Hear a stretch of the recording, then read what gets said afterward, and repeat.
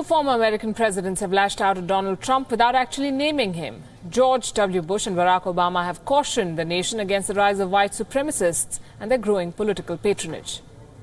And they will have a conversation. Do you not want to have a conversation? Do you not want to talk? They do not want a different viewpoint to be heard, because we would present the world with a different way of doing things. It would be a much more peaceful world. It would be a much more meaningful world for all human beings. It would be a better and more beautiful world if people like me were in power. To be heard. Derided as a white supremacist, American alt-right figure Richard Spencer had a torrid time trying to make his point at the University of Florida on Thursday. Now, two former presidents have lent their voices to challenge the right-wing's sometimes racist narrative thrown up by the rise of Donald Trump to the presidency. One of them none other than former Republican George Bush. We've seen our discourse degraded by casual cruelty. At times it can seem like the forces pulling us apart are stronger than the forces binding us together.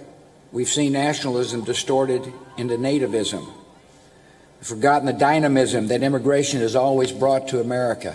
Bush never mentioned Trump by name, but his allusion to distorted nationalism and the dynamism of immigration left no one in doubt of whom and what he was referring to. Trump's predecessor Barack Obama made a plea for good old-fashioned American values at a Democratic Party rally.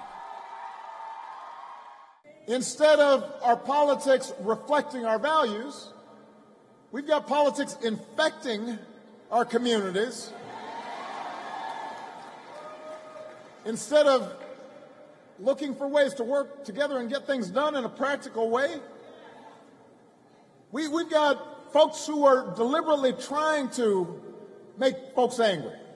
It was the first time Obama had returned to the campaign trail to test the level of disenchantment against the policies of the Trump administration.